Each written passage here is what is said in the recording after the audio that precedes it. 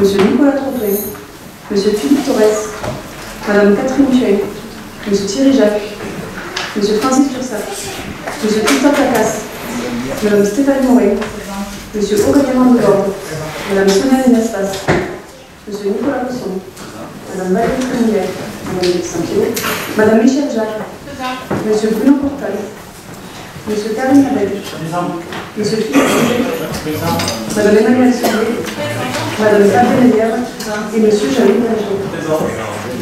Merci. Et donc le pouvoir de Monsieur Randall pour Monsieur Vincent Martel, de Monsieur Philippe Torres pour Madame Patricia Buffon, de Madame Cathy Thuet pour Madame Gaïa Camille, de Monsieur Francis Dursac pour Madame Stéphanie Morel et de Monsieur Christophe Lacasse pour Monsieur Thierry Jacques. Monsieur Portal.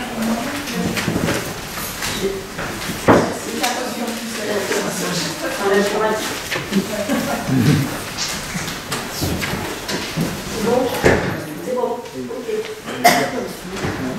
Donc, le point de l'ordre du jour, dont la présentation de la rétrospective de l'année 1994, la présentation du plan communal de sauvegarde, la présentation du rapport d'activité de la DSP du transport, du cinéma, l'approbation du PV de séance, la communication des décisions prises, plus des points urbanisme et finances, qui sont au nombre de 5 avec le musée patrimoine. Donc si vous voulez bien, on va laisser la parole à M. Dominique Turc et M. Marc Toulouse, qui vont, par le biais d'un PowerPoint et de leur intervention, nous faire une rétrospective de ce qui s'est passé en 1994. Ça a été une année très difficile pour la collectivité, avec un incendie et 2 inondations à répétition, plus les attentats interprétés contre le tribunal et d'autres installations. Mais ils vont nous expliquer tout ça. Merci pour votre présence et d'avoir bien voulu. C'est vous qui nous l'avez proposé. Et donc, merci pour le travail que vous avez fait. Avec plaisir. D'abord, bonjour à tout le monde et merci de nous accueillir dans cette salle du conseil municipal. Effectivement, 1994 a été une année qui était vraiment pas comme les autres. On a commencé très tôt au mois de février. Donc on va avancer sur la diapositive la première. Donc, mi-février, on a eu un triple attentat qui a été revendiqué par le Front de Libération Nationale Corse et qui a frappé à 3 endroits sur Londres. Il y a eu une explosion au tribunal, une explosion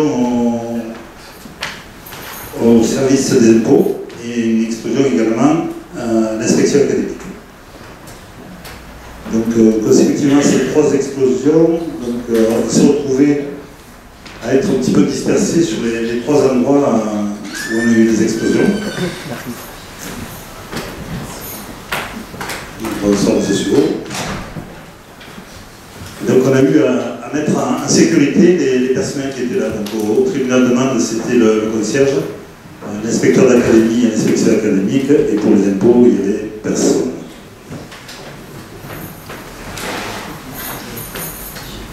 Merci Marc, bonsoir Madame le maire, bonsoir. Madame, Messieurs les adjoints, Madame, Messieurs les conseillers municipaux. Oui, donc c'était une intervention, on appelle ça maintenant dans notre jargon dimensionnante.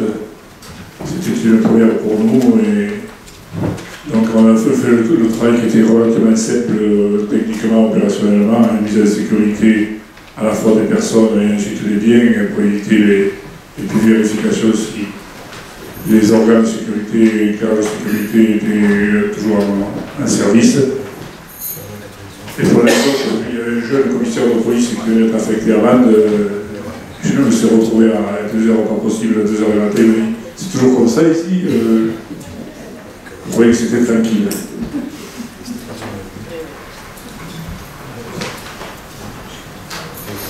Fait notre action en tant que sapeur-pompier est relativement limitée de ce genre d'affaires. d'insécurité et on s'assure qu'il n'y ait pas de suraccident. On va passer sur cet événement et enchaîner sur quelque chose qui a marqué toute la population d'Andoise, le feu du groupe scolaire, ce 13 juillet 1994. Feu qui est parti d'un artisan qui meulait alors que la charpente venait d'être affectée, avec une chaleur caniculaire ce jour-là, ce qui a favorisé le départ d'incendie. Et alors, comme élément favorable, on avait le fait que le groupe scolaire avait été construit avec une dalle et le toit a été posé sur cette dalle, ce qui a permis de protéger tous les bâtiments. Contre élément défavorable, il n'y avait aucun poisonnement dans les combles, ce qui a permis au feu de se répandre très très rapidement à l'ensemble de la toiture. Alors, pour vous donner un petit peu l'importance du feu, dans l'allée Piencourt, les volets sur la descente côté gauche de l'allée Piencourt fondaient sous le rayonnement du feu. Et le feu était tellement impressionnant que certaines personnes s'étaient même posé la question de savoir s'il ne serait pas judicieux de faire venir les canadaires, à savoir s'ils seraient suffisamment précis. Voilà. On n'utilise jamais de moyens aériens comme ça sur des feux bâtiments. Oui, donc, après le recueil des éléments après la météo, c'était une hygrométrie très très faible, avec une chaleur caniculaire très sèche. Et puis, comme disait Marc, ça a été induit de produits pour la charpente, en absence de recoupement, donc ça a flambé. Quand on est arrivé, la première idée de manœuvre, c'était d'essayer d'éteindre le feu au bout vers la laissée de gendarmerie. Et quand on a redressé l'échelle, le feu était déjà passé de l'autre côté. Donc ça fait une intervention tout à fait conséquente avec une centaine de sapeurs-pompiers, pratiquement tous les centres du département sont intervenus en renfort. On avait aussi un besoin hydraulique qui était très important, donc on avait fait une ligne de respiration depuis le Lot, puisqu'on consommait énormément d'eau. Alors le côté positif, il n'y a pas eu de blessés, ni chez nous, ni de la population, et voilà. Feu tout à fait impressionnant. Après, techniquement, il nous gagnait une vitesse, on était toujours au perdant, il a lancé très très rapidement.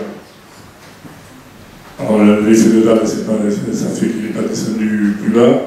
Et la sensation au couvent, c'est que toute la voiture y est passée, ainsi que celle du pré au rayonnement.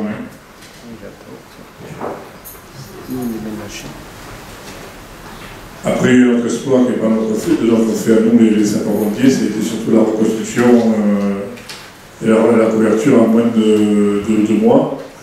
Et tout a été prêt pour la rentrée scolaire. Là, c'est un espoir que nous sommes pour rien, mais qui a souligné et a considéré à sa juste valeur.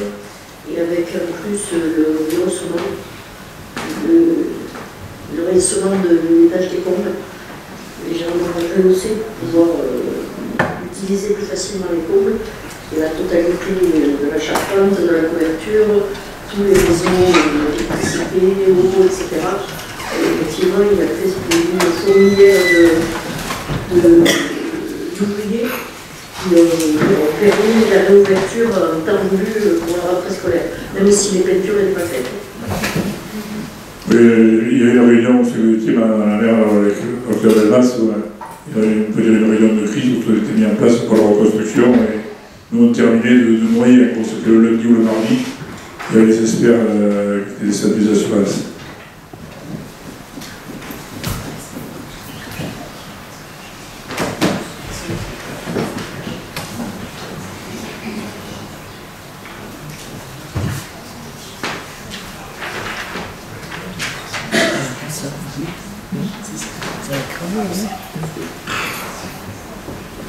Le gros challenge pour la reconstruction, c'est d'arriver à trouver les entreprises qui soient disponibles, sachant que le mois d'août arrive à grands pas. Moi, actuellement, les entreprises du bâtiment sont en congé, d'une part. D'autre part, il fallait trouver des matériaux. Donc, il a fallu mobiliser les scieurs pour la charpente, d'une part, et arriver à trouver toute la couverture. C'est des semis et des semis qui sont apportés pour alimenter ce chantier, avec énormément d'entreprises qui travaillaient simultanément, et je pense qu'il a fallu aussi passer un petit peu outre les consultations.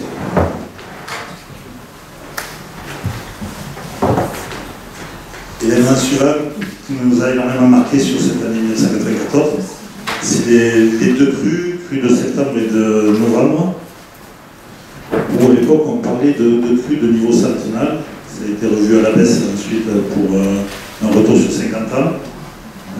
Mais c'est des crues de mémoire de pompiers en activité, on n'avait jamais vécu.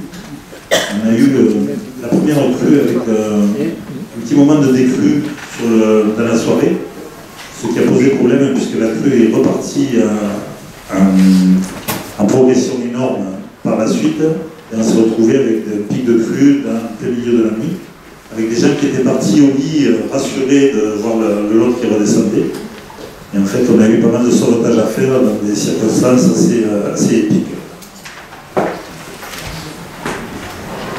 Donc, double inondation pour être mis après la peine entre les deux. Voilà ce que ça donnait en plein milieu, donc avec.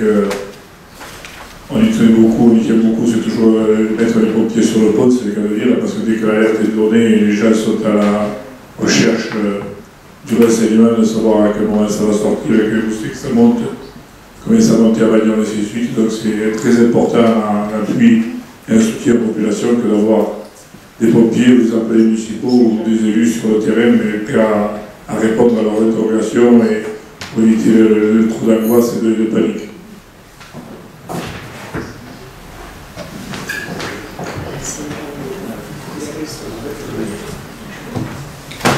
Après, donc, vous voyez la Super U, il y a quelques 4 ou 5 voitures d'emporter, je ne me souviens plus le nom exact. Après, elle avait fait une vérification avec les plongeurs de la Haute-Loire, on pensait pas de port à l'intérieur ou d'autres personnes à l'intérieur des voitures. Après, il y a eu des grosses opérations, il y a eu, comme on dit, Marc, 5 à 6 sauvetages qui étaient, on peut dire, acrobatiques. Où donc même la puissance des moteurs des embarcations est à peine suffisante pour remonter le courant et pour éviter de se faire emporter. Et puis il y a eu autour de 50 mises en sécurité où la résidence Biancourt les avait accueillis dans la soirée et dans la nuit. Après de grosses opérations de nettoyage, c'est assez long, difficile et ingrat, surtout la première fois où il y avait un amoncellement dans toutes les caves. La seconde fois, il y avait même chose à débarrasser. Mais toutes les caves étaient pleines la première fois, et donc on a bénéficié bien sûr des renforts départementaux, de tout le département, d'unités d'instruction et d'intervention de la sécurité civile qui sont venus de Brignoles, et puis on a eu une colonne des Pyrénées-Orientales de 66. Comme ça se fait habituellement, donc la puissance chez nous et l'interopérabilité entre les différents départements au niveau de la zone. Un souvenir, c'est que la seconde inondation, ils ont évacué la clinique de Marojol en direction de l'hôpital de Mende, et ils n'ont pu faire passer le balai des ambulances que par le pont Notre-Dame. C'est le seul qui était accessible. Donc à l'époque, quand les anciens avaient fait, ils avaient quelques idées, parce que tous les autres ne pouvaient pas passer. Et donc imaginez-vous, le préfet a essayé en pleine nuit d'évacuer la clinique de Marojol, et à juste titre, il s'est monté très haut au niveau de rez-de-chaussée de la clinique, et même au niveau du premier étage, et donc avec l'hôpital allemand les accueillir, donc il fallait les faire passer. C'est le seul pont qui a pu nous permettre de faire cette évacuation en pleine nuit. Et ouvert à l'époque à la circulation. Tout à fait. Si on connaissait même que ce soit ouvert, peut-être qu'il faudrait repasser dessus.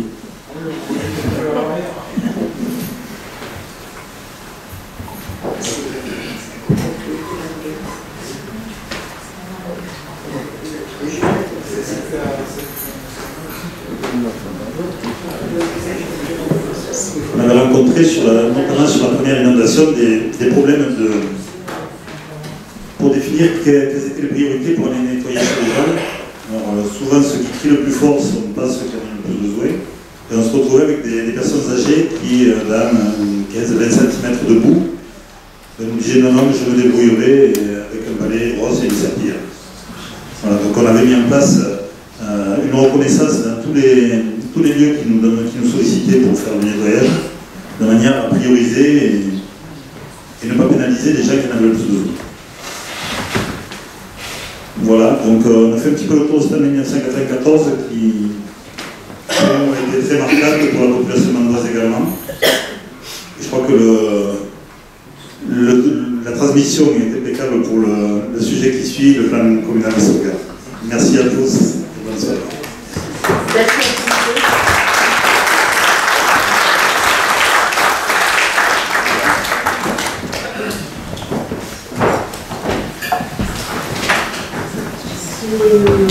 C'est M. Soumou qui a été l'idée de faire cette rétrospective. Je la remercie. Effectivement, c'est important de se remémorer ce qui s'est passé.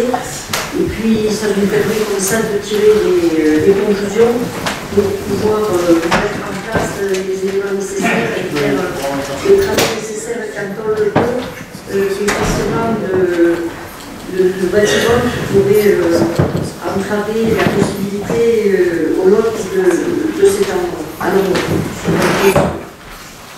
pour corriger, c'est Dominique Turc, Marc Rose et Bruno Peytabé qui en ont parlé.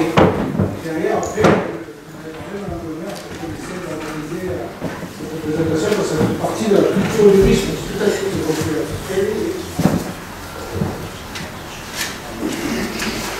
Donc, on va passer donc, au point de la présentation du plan communal de sauvegarde par le cabinet d'études et de travail. Bonjour à tous. Bonjour à tous. Cabinet Cyprès. C'est ça. Donc moi je m'appelle Nicolas Catala, je suis chargé de mission de Cyprès. Le Cyprès, c'est le centre d'information pour la prévention des risques naturels.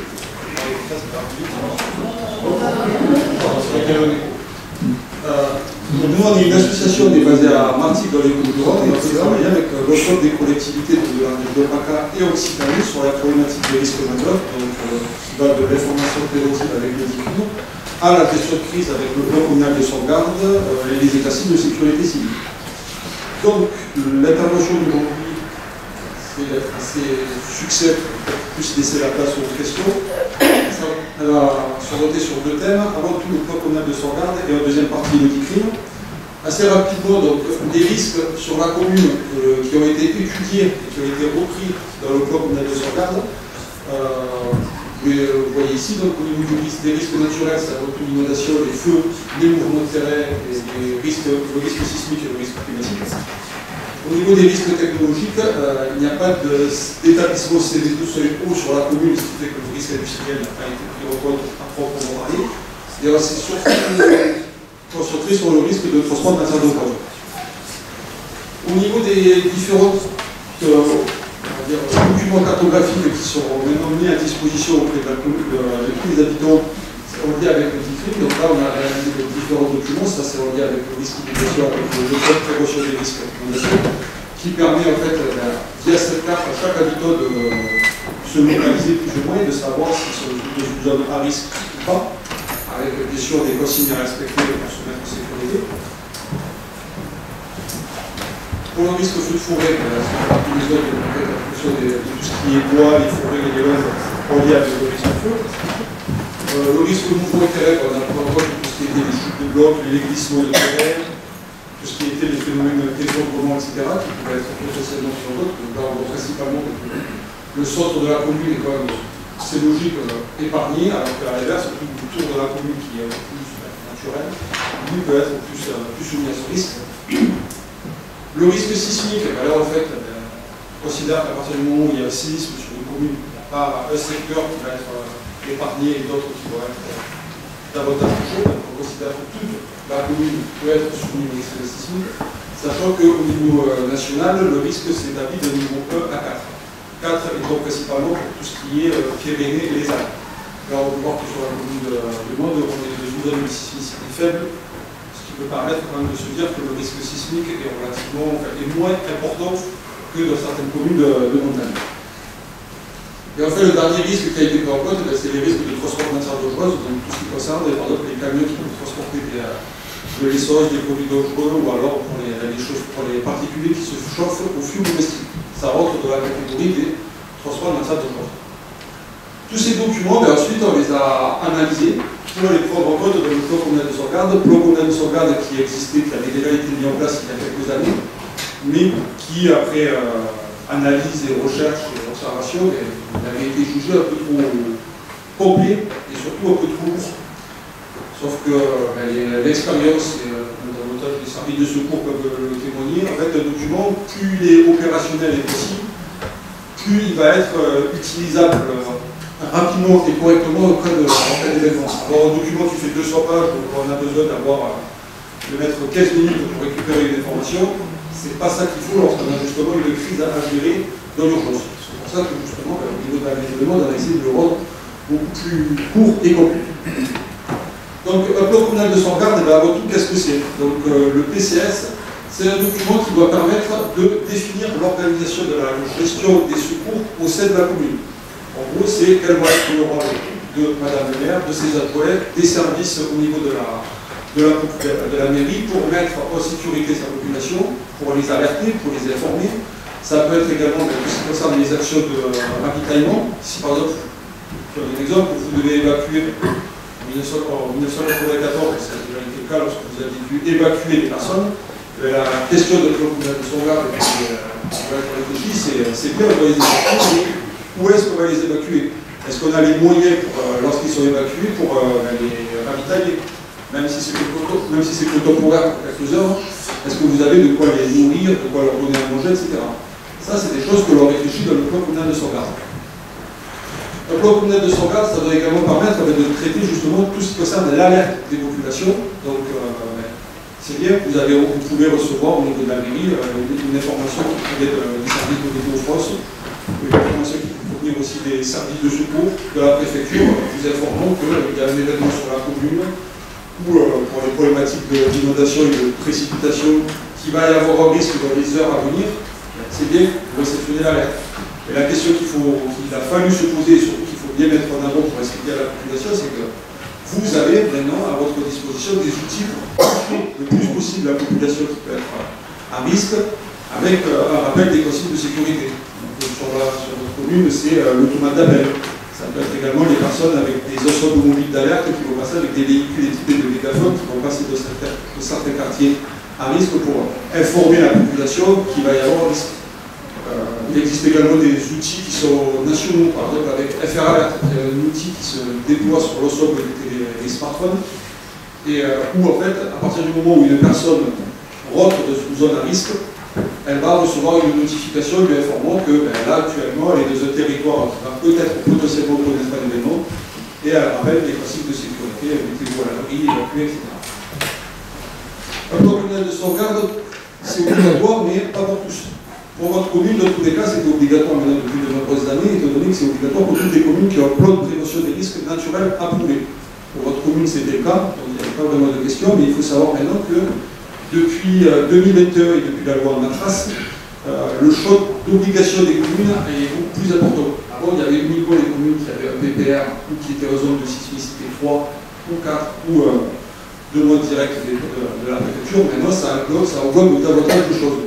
C'est également pour toutes les communes qui sont dans une zone de territoire à risque important d'inondation, dans une zone à risque de feu de forêt important, et il faut l'objet également de débit un plan particulier d'intervention, mais ça ne nous concerne pas, c'est avant tout pour le risque industriel. Il faut également savoir que ça fera l'objet dans la suite de finaliser le plan communal de sauvegarde. Un plan communal de sauvegarde doit faire l'objet d'un arrêté d'approbation pris par Madame le maire, où ensuite le document doit être envoyé à l'ensemble des partenaires et des services de l'État, c'est-à-dire préfecture, services de secours, police, gendarmerie et des délégués. Le plan communal de sauvegarde, c'est un peu ce que j'expliquais, donc ça se déclenche lorsqu'il y a un événement sur la commune, et le premier échelon et le premier acteur au niveau de la gestion de crise, ça va être Madame le maire, d'autant que sa qualité de directeur des opérations, le DO. donc réécrit toutefois comme des aspects sur lesquels Madame le maire, quel que soit, ne sera plus pas automatiquement d'eau, c'est lorsque c'est le préfet qui va l'amener, parce que justement c'est un événement qui touche plusieurs communes, et pas qu'une seule. C'est le cas en particulier de manière générale lorsqu'il y a un risque des phénomènes météorologiques ou des phénomènes d'inondation. C'est relativement rare, donc ça touche une seule commune et pas un ensemble de communes. Donc là, dans ce cas-là, le préfet devient le directeur des opérations, mais ça peut être également le cas si le maire demande parce que pour X raison, demande à devenir au lieu. Mais c'est quand même des choses qui sont relativement rares. Là, assez rapidement, c'était un rappel sur l'organisation de la gestion de crise en France. Alors là, on prend toujours le risque industriel parce que c'est le risque qui est le plus facile à schématiser et à expliquer, mais une déclinaison peut très bien exister pour le risque d'inondation. Au milieu, on a un exploitant. Donc, dans ce cas-là, il y a un problème sur l'usine. L'usine a décroché des procédures qui lui sont propres. Elle arrive à gérer la crise. La collectivité est informée, mais n'a rien à faire. Par contre, à partir du moment où l'exploitant considère que le risque peut être important pour la population, c'est pas trop le cas en particulier pour la population, si c'est le préfet pour l'année, et bien là, de ce cas-là, la préfecture informe l'ensemble des collectivités qui va y avoir un événement avec ce qu'on appelle des dispositifs SEC pour organisation des secours. Et à partir du moment où la préfecture a informé chaque collectivité, ben la collectivité va ensuite déclencher son plan communal de sauvegarde, utiliser ses moyens d'alerte pour informer la population, pour informer également les établissements scolaires si ça se passe durant la semaine. Les établissements scolaires ont également leur propre dispositif avec, je pense que pour les parents d'élèves de la salle, pour les surpréfets, ils ont peut-être la notion de PPMS, le plan particulier de sûreté, lorsque vos enfants font des exercices, par exemple des exercices d'évacuation, des exercices d'intrusion, des exercices de mise à l'abri. Ça rentre dans le cadre des PPMS, des plans particuliers de sûreté.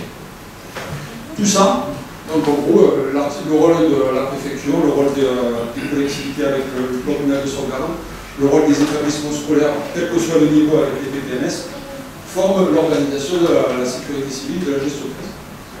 On peut rajouter maintenant un élément en plus qu'il faudra prendre en compte dans les années à venir, c'est le PIX, le plan intercommunal de sauvegarde.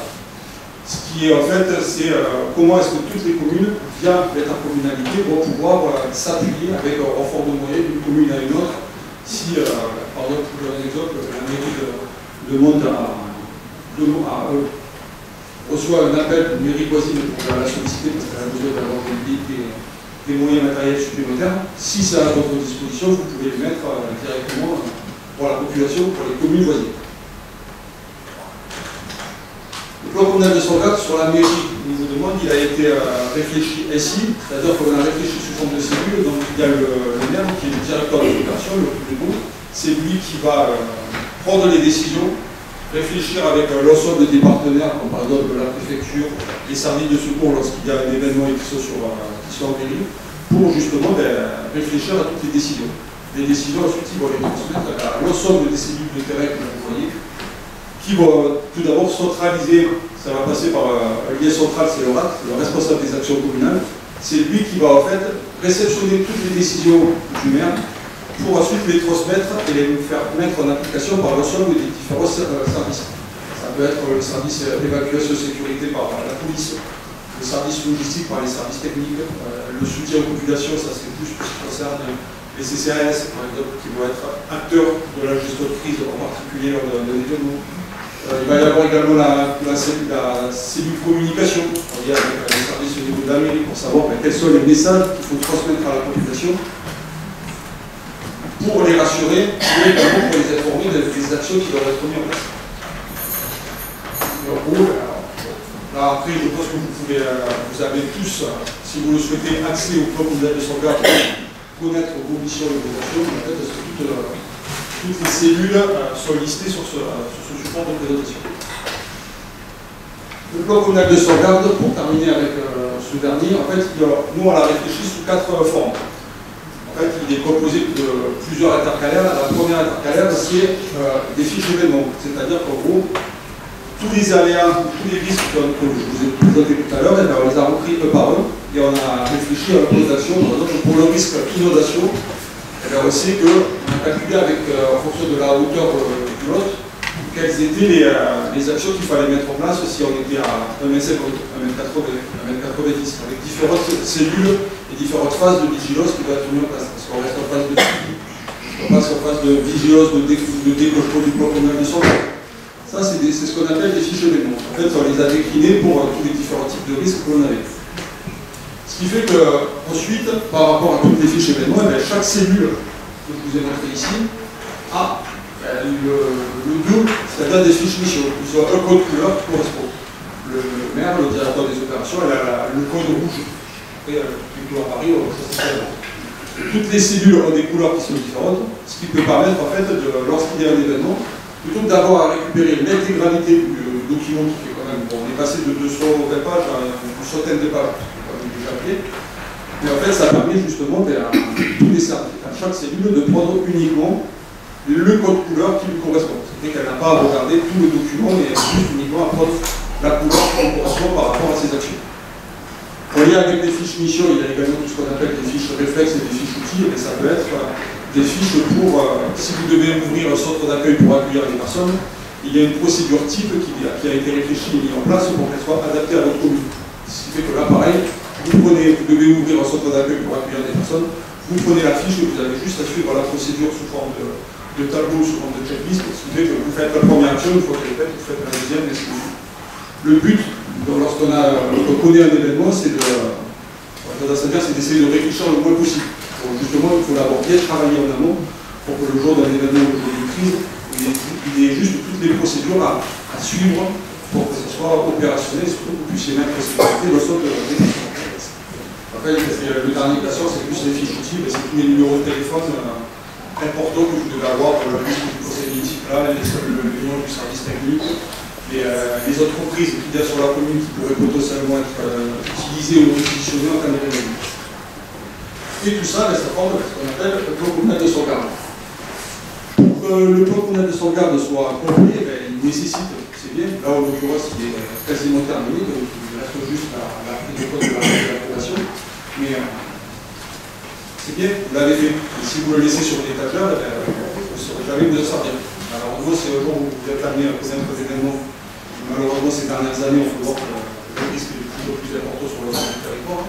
Si vous le laissez sur l'étagère, vous savez que vous avez rempli le document. Ce qui fait que là, la suite logique de l'élaboration du plan communal de sauvegarde, c'est avant tout une formation et une sensibilisation de l'ensemble des membres de la cellule de crise, et une mise à jour surtout régulière du plan communal de sauvegarde, au moins la partie annuaire de crise, parce que voilà, si vous ne touchez pas votre DCS pendant quelques mois, vous aurez quelques numéros de téléphone à changer, mais alors que si vous l'actualisez régulièrement, si vous vous assurez que les numéros de téléphone soient légaux, le jour d'un événement, vous saurez que tous les numéros de téléphone qu'il y a à l'intérieur sont opérationnels et correspondent à quelqu'un qui peut être, si je peux dire ça ainsi, utilisé lors d'un événement.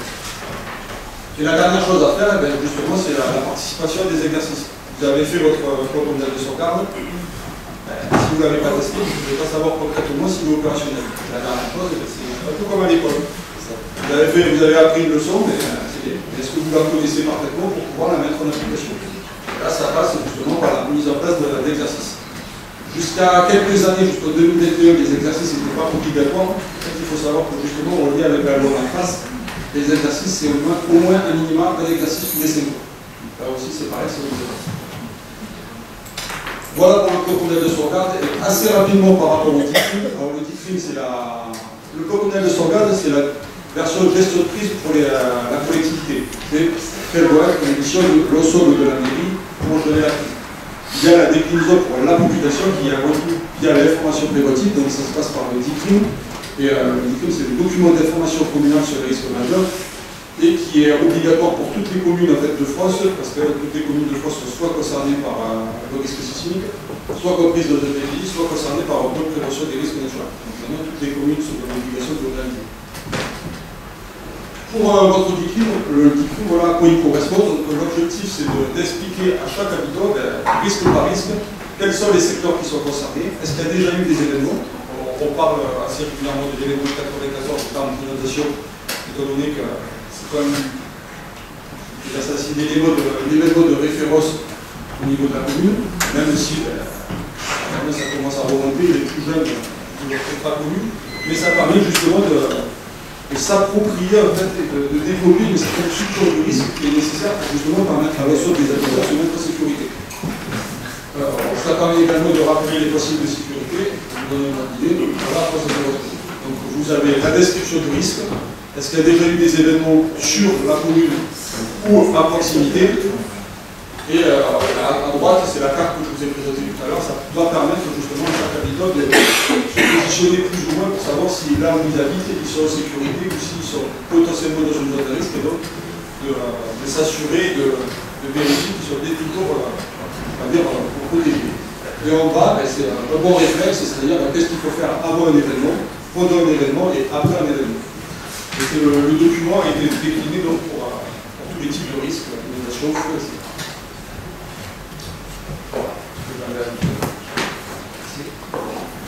Il faut dire également donc, que le DICRIM il va être distribué dans tous les foyers vendeurs début janvier avec le magazine de janvier.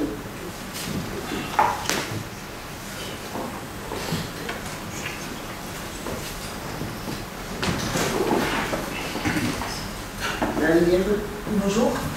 Vous indiquez que le dispositif doit alerter et va remettre à jour le listing des personnes qui sont concernées par exemple par une inondation. On s'aperçoit qu'actuellement il y a des personnes qui ne sont pas alertées. Est-ce que ça va remettre... En fait, justement, le but du DICRIM, c'est justement d'informer toute la population qu'il existe des outils. Par exemple, vous parlez de l'automate d'appel. L'automate d'appel, si les personnes ne s'inscrivent pas, elles vont recevoir la notification. Il faut que les personnes s'inscrivent. Après, ça compte pour n'importe quelle commune qui a un automate d'appel, c'est obligatoire. Si la personne, si l'habitant ne s'inscrit pas, elle ne va pas recevoir l'information. C'est pour ça qu'on a quand même réfléchi à... Il y a le moyen technique chez l'automate d'appel, mais il reste quand même le moyen humain avec les véhicules qui sont équipés de mégaphones pour passer dans les quartiers. Ça vaut pour n'importe quelle commune, en fait. Avant d'atteindre un taux de couverture de 100% au terme d'automate d'appel, ça prend pas mal d'années. Ça vaut pour des communes qui ont un automate d'appel depuis 6 mois, comme des communes qui ont un automate d'appel depuis une dizaine d'années. C'est justement, on va dire, mais c'est rabâché en permanence des consignes qu'il existe au niveau de la mairie, vous avez mis en place des outils. Et que il faut surtout bien prendre en compte que si vous ne vous inscrivez pas, vous ne recevrez pas l'intégralité des informations. Cette information d'inscription, elle est faite de façon très régulière, autant sur la presse que sur les réseaux, que sur le magazine municipal. Parce qu'il y a un renouvellement de population, notamment dans des parties inondables ou non inondables, mais au moins comme ça, ils peuvent avoir l'information quand ils déménagent. Et notamment également, maintenant, les notaires sont chargés aussi d'indiquer qu'ils sont dans une zone à risque et qu'ils pensent à se faire inscrire sur le listing des personnes vulnérables.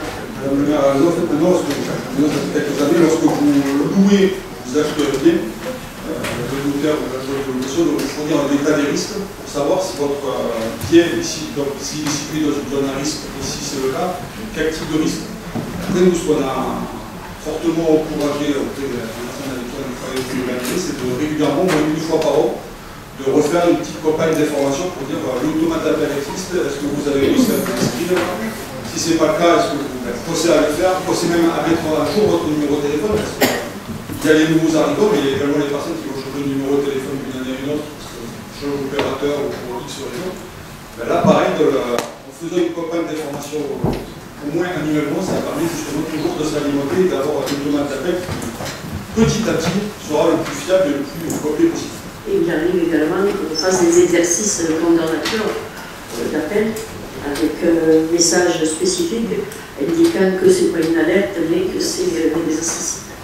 J'ai interpellé parce qu'il y a eu des personnes cette année qui n'ont pas eu l'appel. Alors que des fois, il y a eu des couacs un petit peu. Ou alors ils auront peut-être changé de numéro de téléphone sans le dire. Pas forcément. Mais... Alors, après, ça dépend aussi de si c'est en lien avec l'automate d'appel de la mairie ou si c'est en lien avec les services de l'État à faire alerte. Les services de l'État à faire alerte, je ne pas contre l'État, mais à l'est donné, ce n'est pas fiable à 100%. C'est pour ça que l'automate d'appel, qui est un service vraiment géré par la mairie, et à nos sauces, pour quelques années, sera beaucoup plus fiable. Donc c'est peut-être aussi, je ne sais pas si c'est peut-être ça aussi qui pèse. Et c'est suite donc aux inondations de 94 qu'il a été décidé de mettre l'automate d'appel quelques années après. Et là, on en est à la deuxième génération avec quelque chose de plus fiable.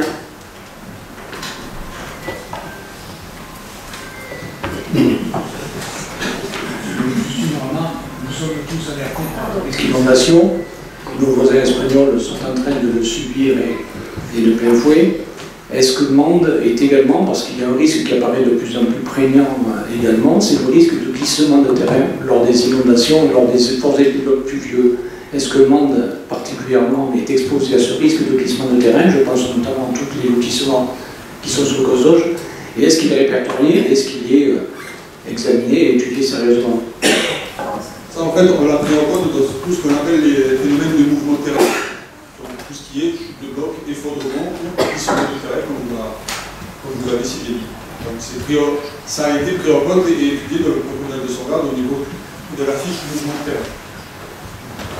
Après, c'est vrai que, comme vous l'avez si bien dit, c'est vrai qu'actuellement, ces dernières semaines ou mois, les événements d'ampleur, que ce soit au niveau français ou espagnol, sont assez marquants. Et on peut quand même le rappeler, à insister là-dessus. C'est pas parce que ces dernières semaines ou mois ou années, au niveau de la mairie, il n'y a pas eu, au niveau de la commune, il n'y a pas eu d'événement, que ça veut dire que ça ne va pas potentiellement arriver. C'est pour ça que remettre à plat l'ensemble des documents qui existent, alimenter les automates d'appel pour justement permettre à l'ensemble des personnes d'être informées, tout simplement sensibiliser aussi bien les adultes que les plus jeunes sur du risque dès le plus jeune âge, ça permet justement d'éviter d'avoir de potentiels problèmes comme ça a pu être le cas en Espagne sur certaines thématiques comme en particulier les parkings.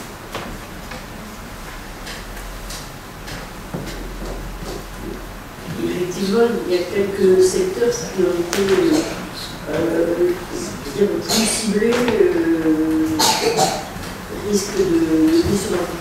Le secteur du côté de la division, il y a le secteur aussi de la RN 88, après la Thébaïde, il y a des secteurs qui ont été ciblés, effectivement.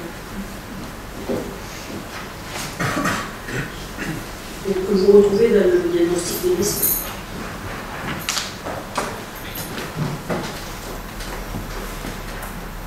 D'autres questions? Merci pour votre présentation et puis pour ce travail. Merci beaucoup.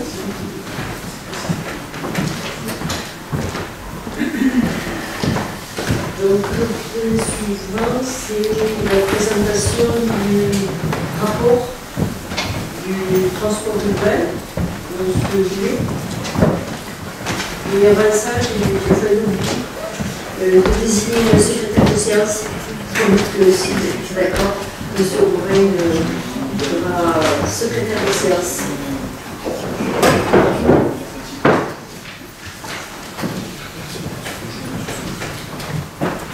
Bonjour à tout le monde. Les services sur l'état de ville pour l'année 2023.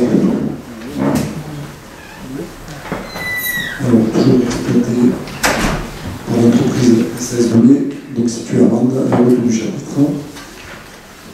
Une évolution là-dessus. Donc 2 bus en circulation pendant les semaines scolaires et 4 bus en circulation pendant les semaines scolaires et 2 bus pendant les vacances scolaires. Un bus le samedi durant l'année entière. À côté de ça, 3 points de rechargement en centre-ville, un sur Ami et un sur Catanie, et un point de création dans nos locaux donc, sur la route du chapitre.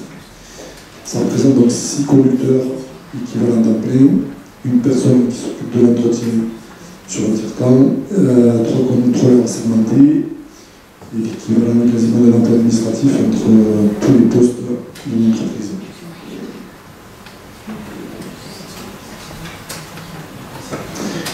En termes de moyens, le dépôt est situé donc sur la demande.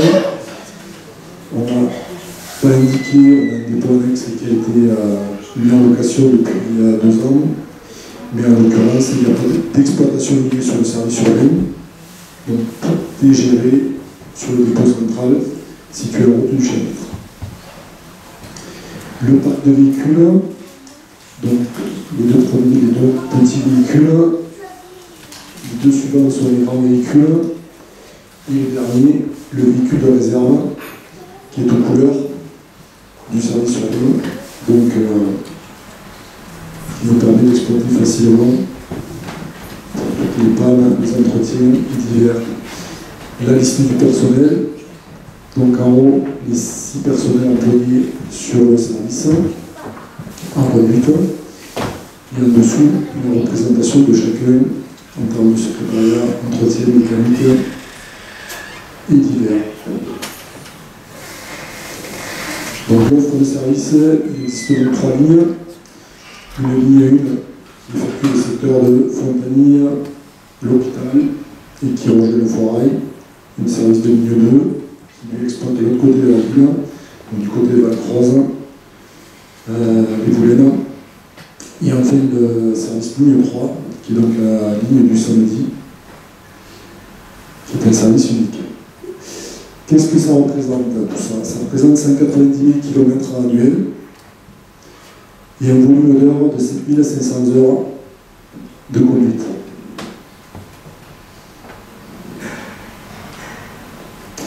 Alors les données de trafic, on voit qu'on est à 222 000 passagers montés sur l'année 2023. C'est un chiffre qui se stabilise depuis 2 ans à peu près. Donc il y a eu un creux avec le Covid, ça s'est reparti un peu derrière. Et là, en fait, on a plus ou moins atteint, on va dire, pour nous, en termes d'exploitation, le sommet. On n'arrive plus à monter au-delà de ces chiffres-là. C'est ce qu'on remarque depuis les 2 années précédentes. C'est ce qu'on va voir ensuite sur... Bon, déjà, la première chose, c'est la structure tarifaire, qui n'a pas évolué donc l'année dernière, ni depuis 2018, le renouvellement du service. Donc les prix restent identiques. Par rapport aux engagements contractuels, on a un écart, justement ce qu'on disait, on a progressé au départ sur les chiffres du nombre d'abonnés par catégorie. Après on est arrivé à un palier, et depuis ce palier on n'arrive plus à le dépasser. Donc aujourd'hui ça laisse un écart de, comme vous pouvez le voir, de 6% par rapport à nos engagements contractuels. On a eu un report de certains titres d'abonnement, surtout sur le petit passage. À l'époque, on avait une carte nominative sur le petit passage. On avait négocié pour passer à du ticket. Et depuis qu'on a fait ça, on a eu une vraie explosion du volume de ce titre. Pour la bonne simple raison que quand ça peut être distribué, dans la famille, il peut partir pour n'importe quel enfant, n'importe quel adulte qui veut utiliser le service. Donc on voit après la répartition par point de vente du réseau, donc principalement, puisqu'on est situé à proximité du centre-ville et qu'on dispose de parking facile, les gens se déplacent chez nous pour renouveler les abonnements. Ensuite c'est pour l'office du tourisme, et le dernier c'est Hyper U.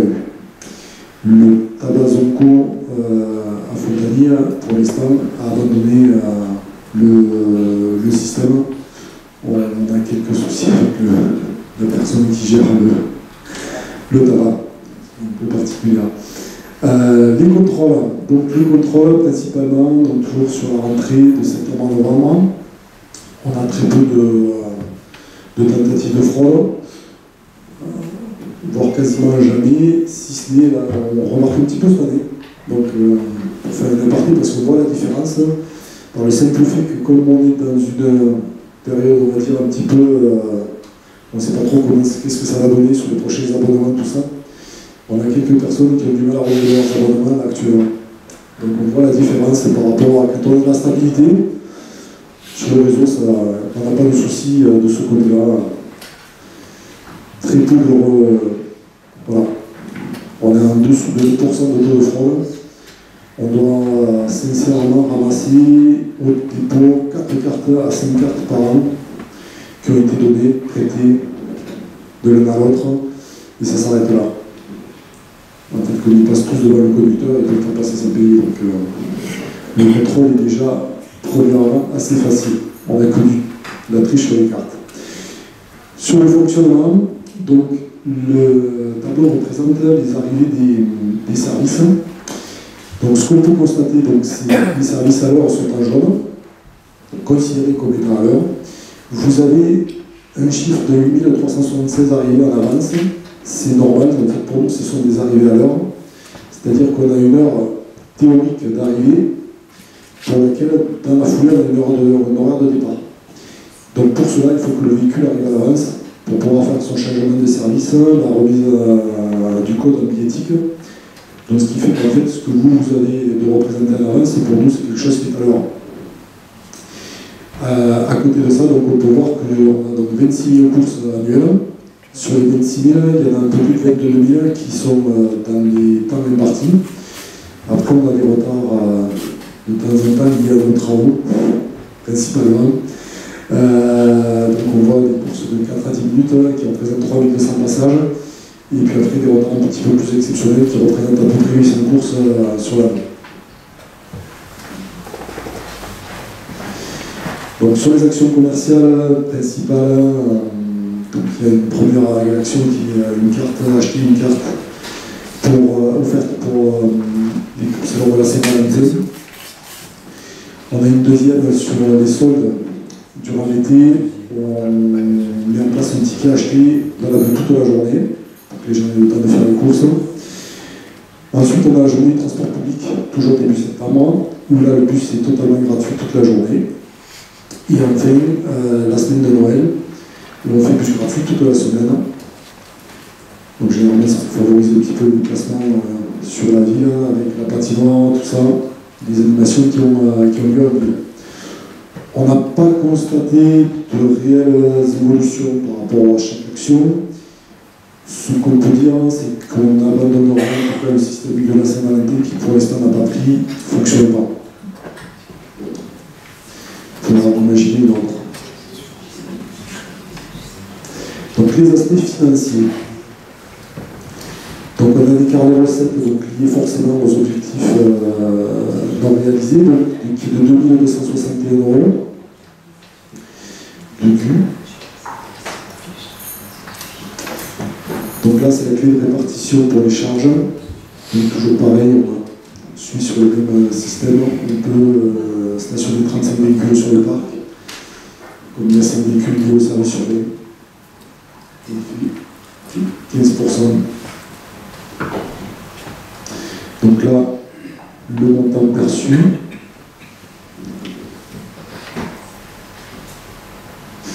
Je vous laisse voir de toute façon ce que nous reverse à la ville. Chaque année, voilà. Le total du solde pour la fin d'année au 31/12. Et voilà. Et si vous avez des questions. S'il y a des questions pour M. Boulet.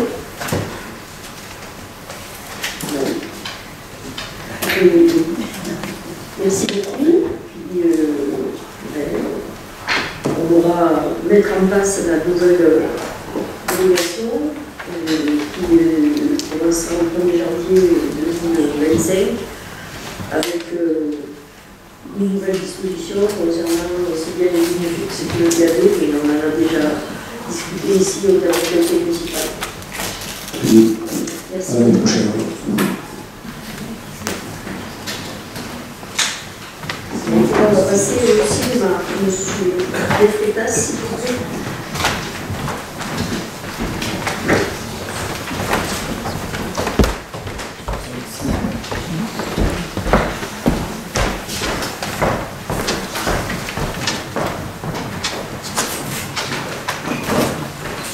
Bonsoir à toutes et à tous. Je me présente à vous pour vous présenter le rapport 2023 du Trianormand dans le cadre de la délégation de service public. Le cadre de la mission n'a pas évolué. Cette délégation de service public a été attribuée à la société publique locale le 1er juillet 2021 et nous sommes engagés jusqu'en 2044. Les chiffres clés pour l'année 2023, donc on réalise un petit entrée payante. On a programmé 3142 séances, ce qui est 500 séances de plus en 2022. C'est une année où on était encore sur le régime Covid, on va dire, donc il n'y a pas de comparaison à effectuer. Presque 300 films à l'affiche et un total pour le film qui a réalisé le plus d'entrées, qui était Chasse gardée, à 2259 entrées. Voilà, le ticket moyen, lui, s'établit à 6,57 €. Voilà l'évolution des entrées depuis 2021, et je vous ai rajouté l'année 2019 pour que qu'on puisse comparer avec une année classique, puisque c'est à peu près la moyenne des années 2017, 2018, 2019, donc voilà 64 000 entrées. Donc 2023, on n'en est pas loin, donc on commence à retrouver un fonctionnement intéressant. On ne peut pas dire qu'on est encore sorti de la crise qu'on a subie, mais on en prend le chemin. Le nombre de séances a lui aussi fortement augmenté. Donc on a fait un petit peu plus de 300 000, on l'a vu tout à l'heure. Le nombre de films, on est presque à 300 sur l'année 2023, sachant qu'on a fonctionné pendant 6 mois avec 4 salles. Donc 2024, on va encore augmenter parce que les distributeurs sont devenus un petit peu plus gourmands en exigence de nombre de séances. Le ticket moyen, donc lui, il a fortement augmenté. Tout ça, c'est dû à l'augmentation de tarifs qu'on avait mis en place lors de la livraison du nouveau et de la 4e salle. Donc, ils n'ont pas évolué depuis. Les recettes, là, on constate un véritable changement. Le nouveau hall avec le comptoir confiserie nous permet vraiment de progresser sur cette partie-là. Si je ne dis pas de bêtises, on a un poignet moyen qui est autour de 6,50 €. Et il y a quasiment une personne sur 5 qui nous prend de la confiserie en passant, commise. Et ce chiffre va encore progresser sur 2024, puisque là, on va vraiment réaliser une année pleine avec le hall et les 4 salles. Il y a beaucoup de gourmands à vendre. Donc ça, c'est ce qu'on vient de parler. Donc en termes d'exploitation, on constate que les chiffres, on réalise une belle année. On est sur la bonne trajectoire, donc quasiment près de un peu plus de 50% d'augmentation sur les produits d'exploitation. Mécaniquement, il y a des charges en plus, puisque je ne sais pas si vous connaissez le principe, mais on loue les films. Donc ça veut dire que chaque personne qui vient au cinéma, on reverse en moyenne 50% au distributeur. Donc plus on fait l'entrée, les charges augmentent mécaniquement. Donc on a un résultat qui s'améliore, même s'il reste un déficit. Ça, c'est dû à nos charges de structure qui sont un petit peu encore élevées. Donc le problème touche à son terme. À partir de 2024, on aura déjà des chiffres un peu plus intéressants. Et 2025, on devrait créer de la richesse. Donc 2024, j'ai réactualisé le prévisionnel hier soir. Donc voilà, on prévoit un petit peu plus de 20% d'augmentation, parce qu'on est quasiment au nombre d'entrées de l'année dernière, à quelque chose près, on est à 57 500 hier soir. Donc voilà, on réalise une belle année 2024, ça va se traduire dans les chiffres, et je pense qu'on ne sera pas très très loin des 70 000 entrées, où on les dépassera peut-être. À tout état de cause, ce sera l'année de référence à 4 salles. Ce sera notre année de comparaison. On va espérer que ce soit une mauvaise année et qu'on progresse encore sur 2025 et les années suivantes. Et 2023, donc, on a un petit peu parlé très rapidement. Le nouveau hall, la 4e salle, tout a été mis en service le 28 juin. Enfin, le hall a été livré le 24 mai, la nouvelle salle le 24 mai. Mais dans le mois de juin, on avait procédé aux travaux de la grande salle. Donc, effectivement, le cinéma a eu 4 salles le 28 juin. Donc là, je vous ai mis la photo d'inauguration pour remplir la diapositive. 2024, donc je vous dis, hier, on est à 21,8% d'augmentation, donc 57 500 entrées. Je tiens à vous dire que tous les retours qu'on a au niveau des clients sont excellents. On revoit de la clientèle, les gens ont envie de revenir une fois qu'ils viennent. Donc pour l'instant, tout va bien de ce côté-là. Et moi, c'est plutôt un objectif, c'est d'arriver à développer les séances avec débat pour amener une plus-value sur des films un petit peu plus pointus. On sait qu'on a un public qui est présent lorsqu'on fait des séances comme ça, donc charge à moi et à mon équipe d'en trouver un petit peu plus. Et on peut désormais aussi travailler sur leur film. Donc on a travaillé avec la caisse locale du Crédit Agricole pour faire l'assemblée générale. Donc voilà, des locations hors film au cinéma qui peuvent nous permettre de mettre un peu de l'ordre dans les épinards. Voilà, après c'est quelques photos pour terminer. Voilà ce qui fait fureur actuellement. Et donc ça c'est la dernière et quatrième salle, qui est vraiment appréciée du public. Le choix de mettre en avant le confort par rapport au siège a été judicieux. L'écran le plus grand possible. Voilà, sur ça il n'y a pas eu beaucoup de couacs. Juste pour finir, du coup, on a un cinéma avec 516 places, dont 16 pour les personnes en mobilité réduite. Donc voilà, on ne les remplit pas tout le temps, mais on voit beaucoup de monde en ce moment, et c'est très bien. Est-ce que vous avez des questions pour Mme Soulier? Alors, on est tout à fait satisfait que le cinéma ait retrouvé de l'espace et satisfait aussi de votre présentation. Juste deux petits détails. Est-ce qu'il serait possible, mais ça vous appartient moins, c'est visiblement la liaison avec, par exemple, le parking du Prévival qui pourrait être faite à la sortie du cinéma. Visiblement, il manque d'éclairage en ce moment. Et l'autre élément, c'est on a parlé des films, du hors-film, mais est-ce qu'aussi de temps en temps le cinéma pourrait faire du hors-salle? On avait déjà évoqué le sujet, donc il y a un très bel outil, mais de temps en temps l'été faire sortir le cinéma de sa salle et par exemple pourquoi pas le mettre au parking du Prévival, faire du hors-salle de l'extérieur. Ça peut être envisageable, après il faut avoir le matériel, la société qui peut de ce côté-là. Nous, entre guillemets, on pourrait être que facilitateur, c'est-à-dire qu'on pourra donner une autorisation pour une projection exceptionnelle et entre guillemets autorité un concurrent à venir sur notre marché. Et ça peut exister. Monsieur Abel. Oui, bonsoir Monsieur Freitas. Effectivement, l'espace fait l'unanimité dans la ville. Il y a juste une chose au niveau du compte d'exploitation, parce qu'on a des gens qui nous ont attentivement les chiffres, et les chiffres ont aussi leur importance. À page 9, au niveau des salaires de traitement, on a été surpris de constater une augmentation de 20% des salaires, des charges salaires, d'une année à une autre.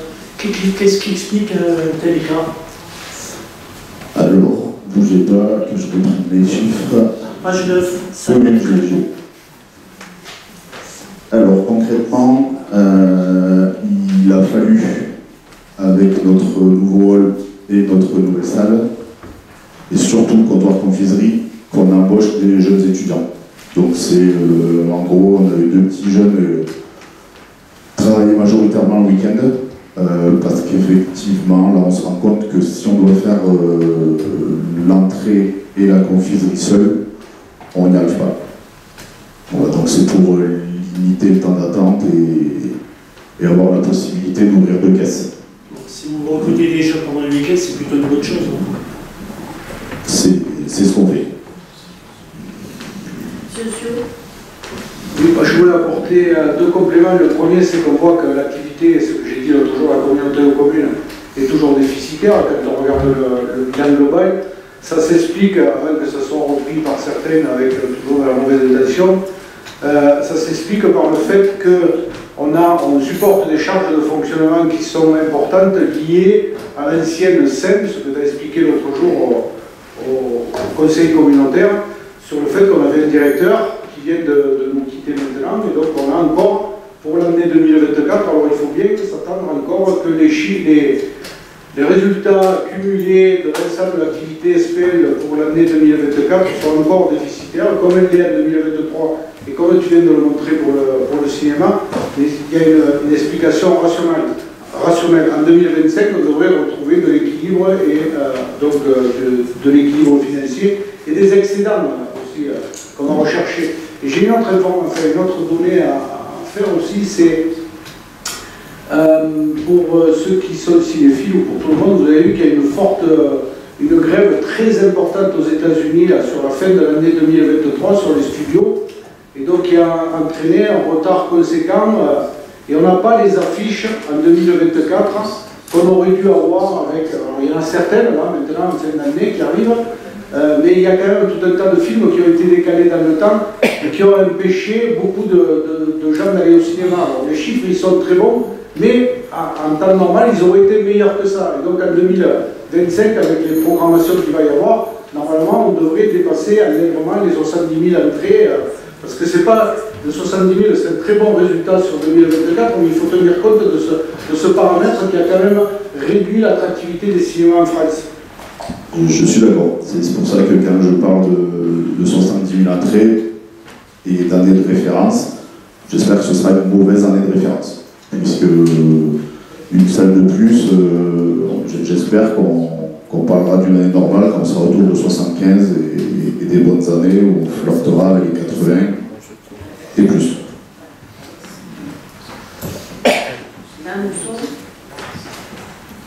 Juste une intervention rapide, je profite de la venue de M. de Freitas pour le remercier pour sa réactivité, puisque lorsque nous avons organisé la journée d'accueil de l'étudiant, le cinéma a répondu tout de suite, a fait des propositions, a permis d'accueillir l'ensemble des étudiants présents, il y en avait 500 ce jour-là, a diffusé un petit film, a préparé des petits goodies, un petit goûter, etc. Tout ça, ça contribue à l'image de Mende. Et un jeune qui arrive à Mende et qui peut se rendre au cinéma, qui est accueilli de cette manière, je pense qu'il démarre mieux son année universitaire. Donc, au-delà des lieux, il y a aussi la volonté d'accueillir, de proposer des choses, et je voulais le souligner. Merci.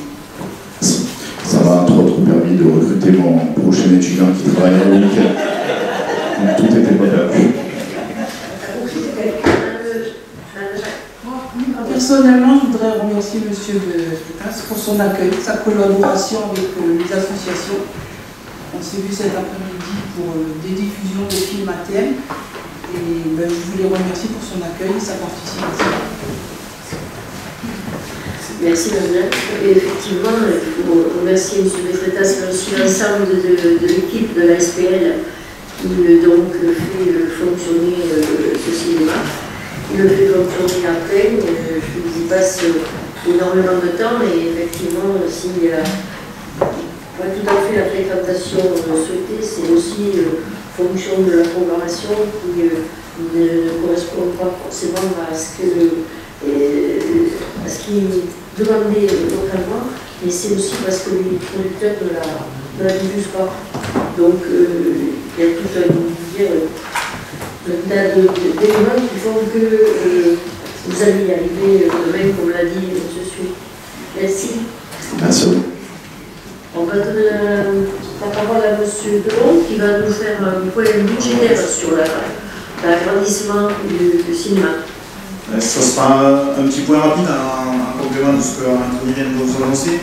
Donc le montant de l'opération globale d'agrandissement du cinéma s'élève à 2 489 000 € hors taxe, avec un taux de subvention qui approche les 78%, avec des financeurs à l'État qui a la DETR, le conseil départemental et le CNC. Donc c'est une opération qui est au final plutôt bien financée et qui finalement a l'adhésion de tout le monde, donc c'est plutôt bon à prendre. Voilà. C'est juste une petite aparté sur ce bilan financier. Merci M. Delon, et merci aussi pour l'accompagnement que vous avez effectué tout au long de de la construction. Tenir les budgets aussi. Merci. Tous les travaux qui sont c'est cher. Donc, le point suivant c'est le procès verbal de la séance du 15 mai 2024 vous a été transmis par voie dématérialisée. Donc, est-ce qu'il y a des observations par rapport à ce procès verbal? Donc, je le mets à l'approbation. Qui est contre? Qui s'abstiennent? Donc, voter, sauf Madame Jacques, Monsieur Pouget, Monsieur Abel et Monsieur Régis. Concernant les délégations prises en vertu de la délégation de droit reçu, donc il n'y en a pas beaucoup aujourd'hui, il y en a deux. L'arrêté 167-24 pour le dossier de demande de subvention relatif à la saison culturelle 2025, déposé à la région pour 30 000 € et au département de la Lozère pour 20 000 €. Et le 346-24, c'est un arrêté d'urbanisme autorisant le permis d'aménager relatif au lotissement de Baous.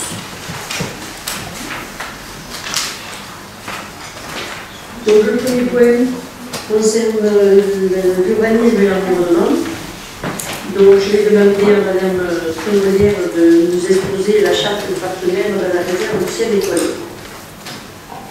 Donc, le territoire du parc national des Cévennes a été labellisé réserve internationale de ciel étoilé en juin 2018 par l'association Dark Sky International. Ce label reconnaît la qualité du ciel étoilé des Cévennes ainsi que le travail mené par l'établissement public du parc national depuis la labellisation, en collaboration étroite avec les syndicats d'énergie de la Lozère et du Gard, Alès Aglo et l'ensemble des communes, pour engager un vaste programme de rénovation de l'éclairage public et ainsi de limiter la pollution lumineuse dans les Cévennes. En parallèle de ces actions, une démarche a été engagée avec les villes portes de la réserve internationale de ciel étoilé, Millau-Mende et Alès Aglo, puis la communauté d'agglomération de Nîmes Métropole et Montpellier Métropole Méditerranée, en faisant le lien avec le parc naturel régional des Grandes Cosses, le syndicat mixte d'électricité du Gard, le SMEC 30, et le syndicat départemental d'énergie et d'équipement de la Lozère. L'ensemble de ces partenaires souhaitant s'engager aux côtés du parc national des Cévennes en signant une charte visant à réduire la pollution lumineuse et leur territoire et préserver la qualité du ciel et l'environnement nocturne de la réserve internationale de ciel étoilé. À travers ce document, il est réaffirmé le fait que la pollution lumineuse a un impact reconnu sur la biodiversité, qu'elle réduit la visibilité du ciel étoilé, y compris sur le périmètre de la RIS, et qu'elle a un impact sur la santé publique. Par ailleurs, réduire la pollution lumineuse va dans le sens de la sobriété énergétique et permet des économies financières pour les acteurs privés et publics. Enfin, l'éclairage public est un élément de sécurité sur l'espace public et du sentiment de sécurité des citoyens. La charte fixe des engagements pour les signataires en matière de réduction de la pollution lumineuse, de réduction de la consommation énergétique et d'émissions de gaz à effet de serre et de rénovation du parc d'éclairage public en LED, le tout à l'échéance de 2030. Elle demande aussi aux différents acteurs de déployer un plan d'action, en plus de celui de l'éclairage public, en direction des acteurs privés pour les équipements sportifs, les monuments publics et les gestionnaires de réseau. Les signataires s'engagent aussi à faire la promotion de la sobriété en matière d'éclairage, extinction ou baisse de puissance en fonction des situations et du contexte, et à amplifier les actions de sensibilisation du public à la biodiversité nocturne et à l'astronomie. Une réunion annuelle sera organisée à l'initiative du parc national pour faire le point sur les actions engagées. Il est donc proposé de considérer l'intérêt de la charte ci-jointe, d'approuver son contenu, d'autoriser les actions liées à ce partenariat et d'autoriser Madame le maire à signer la charte citée, ainsi que l'ensemble des pièces afférentes et d'effectuer l'ensemble des démarches relatives à la prise de cette décision. Il y a des questions concernant cette charte? Nous sommes favorables à cette charte qui permet de préserver au mieux nos espaces et conserver une meilleure qualité de vie sur notre ville et notre département. Néanmoins, cette charte ne doit pas mettre en danger l'insécurité des endroits. En effet, beaucoup de quartiers avec l'application de cette charte donnent un sentiment d'insécurité pour de nombreuses personnes le soir, avec une coupure de l'éclairage dès 23h en semaine. Or, le samedi. Hormis les boulevards et les grands axes de la ville, tous les autres sont confrontés à cette réalité. Alors par rapport à tout cela, allez-vous adapter des changements sur certains quartiers qui sont un peu plus en insécurité? Alors, la charte ne nous impose pas de fermer à certaines horaires et certaines voies. La charte, c'est un engagement à faire en sorte de respecter ce qui est demandé pour que le ciel soit le plus tôt possible. Pour ce qui est de l'éclairage public, il n'est pas envisagé à l'heure actuelle de modifier les sections. La seule chose que l'on peut regarder, si effectivement il y a des zones qui sont en panne d'électricité, notamment effectivement derrière le cinéma sur la partie descendante sur le Préval, ça nous a été signalé cette semaine. Donc on regardera ces points-là au cas par cas. Est-ce qu'il y a d'autres observations? Qui est contre? Qui s'abstiennent? Voté à l'unanimité, merci. Le point 2, c'est l'enquête publique pour le déclassement d'une partie de la rue du Gévaudan. Madame Paoli, s'il vous plaît.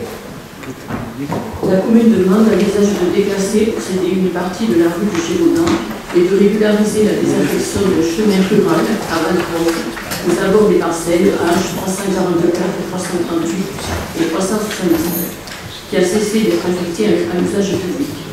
Ce déclassement d'une partie de la rue du Gévaudan et l'annulation du chemin rural dont sont envisagés en vue de sa cession à l'entreprise de Robé Masson, propriétaire continu du dit chemin.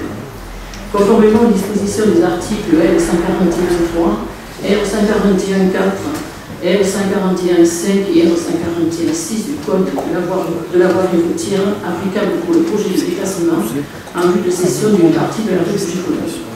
Et vu le Code rural et le Code de la pêche maritime, et notamment les articles L161.10 et R161.25 à R161.27, applicables pour l'enquête préalable à l'aliénation du chemin rural, un commissaire enquêteur devra être désigné par arrêté municipal qui sera affiché 15 jours avant l'ouverture de l'enquête publique et durant toute la durée de celle-ci.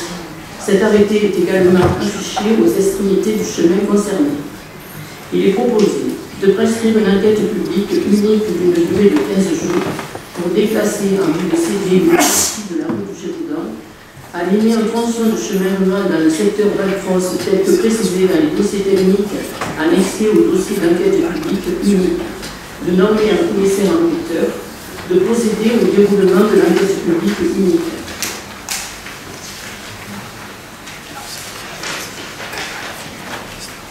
D'autoriser Madame le maire à signer toutes les pièces relatives à la mise en œuvre de l'enquête publique unique, d'autoriser Madame le maire à signer tout contrat, acte avenant aux conventions de prestation ou de services correspondants, d'imputer les dépenses correspondantes au budget en cours. Est-ce que vous avez des questions? Donc, on peut passer au vote. Qui est contre? Qui s'abstient? Merci. Ça permettra le développement d'une entreprise importante pour l'emploi sur notre ville. Le point des finances, M. Alençon, s'il vous plaît. Donc l'ADN 1 concerne le budget et concerne à la fois le fonctionnement et l'investissement. S'agissant des dépenses de fonctionnement, on augmente le 0,11 de 73 500 €. On augmente les charges financières des titres annulés à hauteur de 1 million €. Et pour équilibrer donc ces deux chapitres, on diminue le virement à section d'investissement de 103 500. Concernant les dépenses d'investissement, les immobilisations corporelles, on sort à moins de 13 542, 55 000 en plus pour le marquage au sol. Ça 178 742 en moins sur les installations complexes spécialisées et 100 000 € en plus pour l'achat des minibus électriques. Ce qui fait donc un total dépense d'investissement en moins 13 540 €.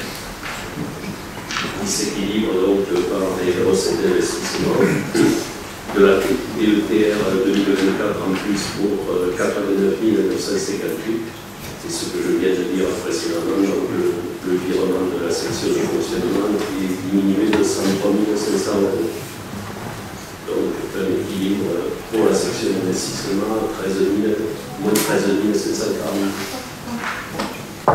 Merci M. Combe. Des questions? On va passer au vote. Qui est contre? Qui s'abstient? 4 abstentions. Mme Jacques, M. Bouger, M. Adel et M. Brady. Le modèle suivant, c'est l'attribution d'une subvention de l'Office du commerce. M. Robert. Alors, dans un contexte économique difficile en raison de l'inflation, l'Office de commerce, la communauté de communes Cœur de Lausanne et les demandes se sont associés pour financer l'opération Wattès. Une des illustrations de ce dispositif réside dans l'octroi de chèques cadeaux cœur sous certaines conditions. Ainsi, après avoir effectué des achats dans les boutiques mondoises sur le territoire de la communauté de communes, hors super et hypermarché, il suffit pour le bénéficiaire de se rendre à l'Office de commerce afin de profiter des chèques cadeaux cœur à utiliser sur la même zone pour une période déterminée. Attendu que l'attribution d'une subvention municipale à hauteur de 20 000 € permettra à l'association Office de commerce Cœur de Lausanne de se financer, compte tenu de la volonté de la demande de s'inscrire pleinement dans cette démarche partenariale, vu le montant global de cette opération, il est proposé d'attribuer une subvention exceptionnelle d'équipement à l'association Office de commerce Cœur de Lausanne de 20 000 €, d'inscrire les crédits nécessaires au budget et d'autoriser Madame le maire à accomplir l'ensemble des démarches et à signer l'ensemble des pièces relatives à cette décision. Merci, M. Robert. Une question? Alors, la semaine passée, à l'occasion du conseil communautaire, nous avons eu la surprise de trouver sur table, ce qui n'est pas réglementaire et non dans la note de synthèse, cette même délibération que le président n'a finalement pas fait voter parce que le quorum n'était pas atteint. Ce soir, je vois qu'on a rameuté les troupes et que le quorum est atteint. Aujourd'hui, nous la retrouvons dans la note de synthèse. Cependant, elle me paraît obsolète. Aujourd'hui, nous la retrouvons dans la note de synthèse et le quorum est atteint. C'est ce que je viens de dire. Cependant, elle me paraît obsolète. De l'avis de nombreux commerçants, la récurrence de ces opérations à date fixe nuit à leur efficacité. Ce sont des soldes supplémentaires avant les soldes. Serait-il possible de faire évoluer le dispositif pour qu'il soit efficace, parce que visiblement, il ne semble pas permettre de maintenir le commerce dans une situation favorable, alors que ces dispositifs coûtent très cher aux deux collectivités. Donc il me semble que vous devriez les réévaluer.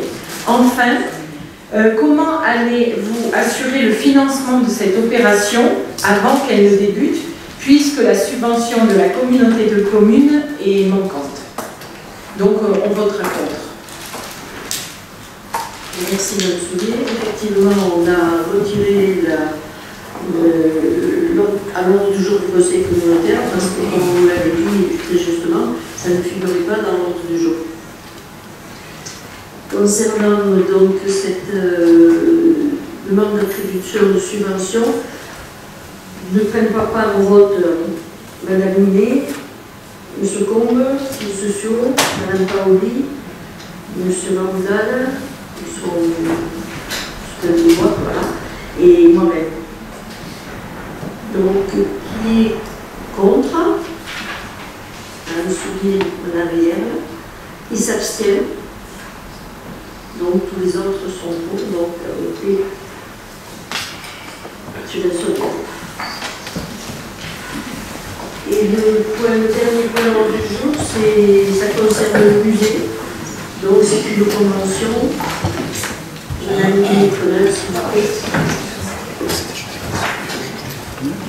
le cadre d'événements festifs organisés au musée, concerne dans le cadre de la fête de la musique, l'anniversaire du musée, l'association Addiction France offre du matériel de prévention, bouchons d'oreilles, éthylotest, etc. pour que celui-ci soit mis à la disposition du public.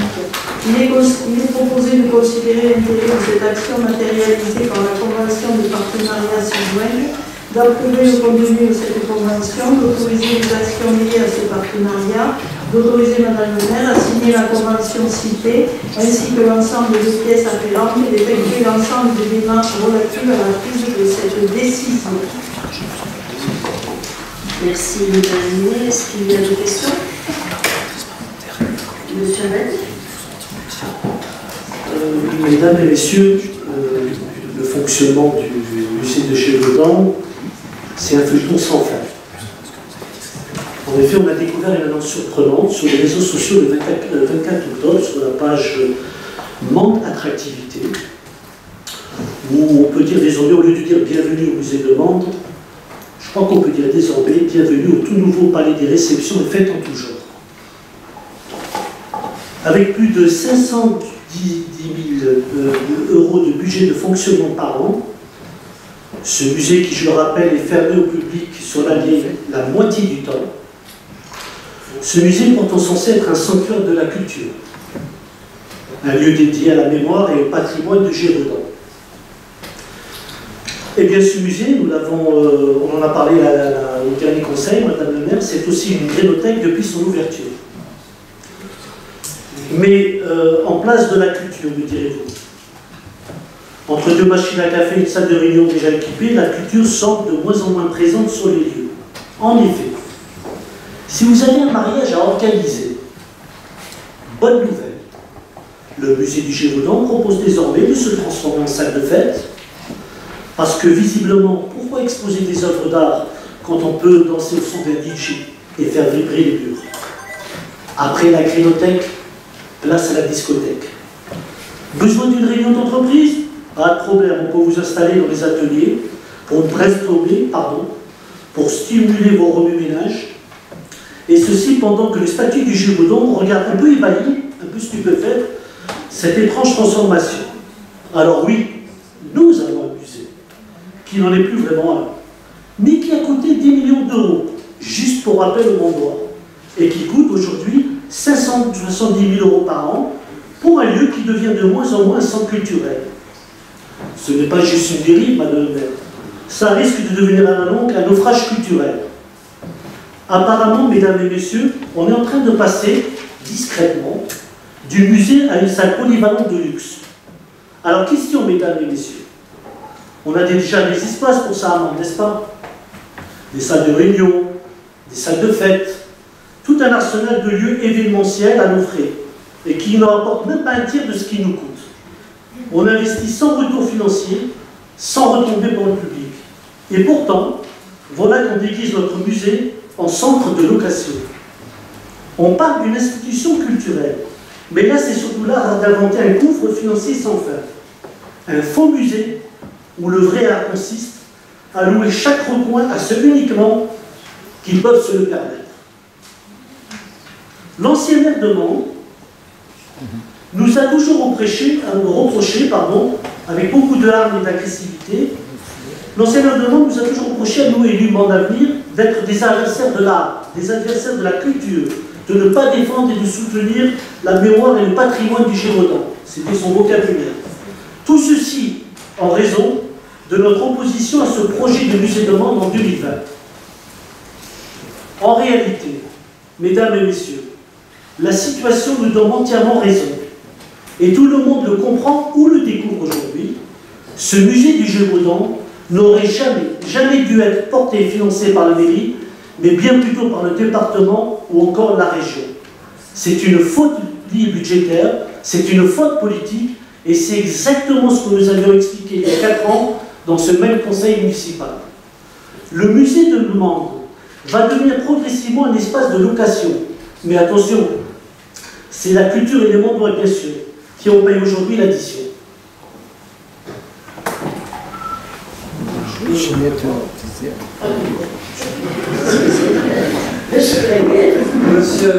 Abel, bonsoir. Très content de votre intervention, j'en attendais pas moins. Donc, je ne vais pas revenir sur tous vos propos parce qu'il me semble que c'est de l'autre temps. Hein. Je ne veux pas vous décevoir. c'est une vision un petit peu passéiste des choses. Je veux juste vous dire encore une fois, mais je crois que ça fait 2 ou 3 fois que je vous le dis, vous avez quand même une fâcheuse tendance à ne pas respecter le travail des gens. Pourquoi? Alors, je retiendrai simplement votre jeu de mots grénothèque et discothèque. Je vous engage quand même, M. Abed, à sortir un petit peu du département et à vous rendre compte que, à Mende, nous n'avons rien inventé, parce que ces soirées discothèques, bon, on en voit dans tous les musées, d'accord? Et c'est une façon, je reprendrai les mots de M. Suot l'autre jour qui a dit, c'est une façon de croiser les publics. Si ça vous parle, essayez de réfléchir à ça, de croiser les publics, c'est-à-dire d'ouvrir un lieu culturel d'une façon, on va dire, de dédramatiser ce lieu culturel, parce que franchir la porte d'un musée pour beaucoup de gens, c'est compliqué, et je crois que l'équipe du musée fait énormément de choses pour justement faire que on va dire, ce cloisonnement entre la fameuse institution culturelle dont vous parlez, mais qui est quand même, enfin, excusez-moi encore une fois, c'est encore d'un autre temps, cette institution culturelle, justement, pour plus qu'il y ait cette barrière des gens qui ne vont pas au musée de peur soit de ne pas comprendre, et qui là vont venir au musée parce qu'il y a effectivement un anniversaire qui était celui de l'ouverture du musée, et qui est fêté comme un anniversaire, pour n'importe quel anniversaire, avec de la musique, et le fait que vous êtes venu, M. Abed, ce soir-là, ou pas? Non. Ah, je ne vous avais pas vu, hein. Mais simplement pour vous dire que j'ai vu des gens dans le musée qui n'avaient pas l'habitude de fréquenter ce lieu, pour plein de raisons, hein, et qui ont été surpris, un par ce qui se passait, un par l'architecture du musée, et qui ont certainement, et qui m'ont dit qu'ils allaient revenir d'une autre façon pour voir, parce que ça les a surpris. Alors, vous avez une vision du patrimoine et de la culture qui n'est pas la mienne. En revanche, je vous demanderai de respecter un peu plus le travail des gens qui font tout justement pour faire que ce musée soit un vrai lieu d'accueil. Ce qui semble être quelque chose qui vous dépasse, M. Abed. Voilà. Je vous remercie.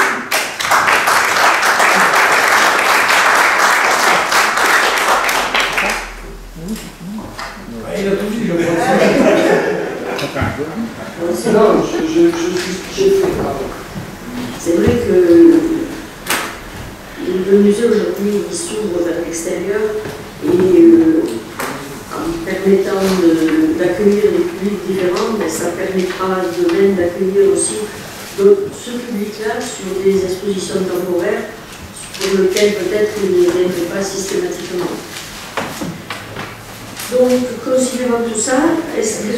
Pardon, monsieur Magie. Donc, pour faire simple, j'ai bien écouté l'intervention de M. Abed, il a nullement critiqué les employés, mais simplement une vision politique que souhaite mener la ville par rapport à ce musée. Rien de plus. Non, ben ça, c'est votre appréciation, c'est pas la nôtre. En tout cas, ça serait très utile, et on va le redire aujourd'hui, de nous présenter un rapport, comme a été présenté le rapport de la SPL avec l'activité du cinéma. Nous présenter un petit peu les activités du musée, avec les coûts des animations, que ce soit pour les anniversaires, que ce soit pour les banquets, je ne sais trop quoi. Voir combien ça nous coûte, combien ça coûte aux contribuables. Les frais supplémentaires, que ce soit au niveau des assurances, parce que j'imagine quand vous faites venir des tableaux ou des expositions, il y a un surcoût, que ce soit peut-être sur le transport, que ce soit sur l'assurance. Est-ce que vous pouvez nous présenter un rapport financier avec les recettes, des dépenses, et au moins qu'on ait une base sur laquelle on peut débattre? Merci. Pas de problème, quand on reprend le budget, on peut détailler les dépenses et les recettes du budget. Donc, est-ce que quelqu'un est contre? Qui s'abstiennent? Donc, merci. L'intervention est votée à l'unanimité. Donc, on a terminé pour le conseil municipal. Juste 2 ou 3 informations.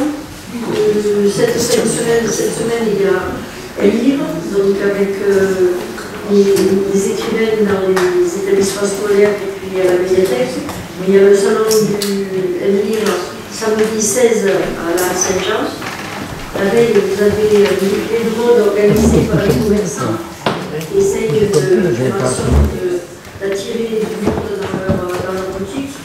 Donc c'est le 15 à l'espace événement, le 20 il y a le forum de l'entreprise et le 29 et le 30 vous avez le téléphone. Voilà, merci.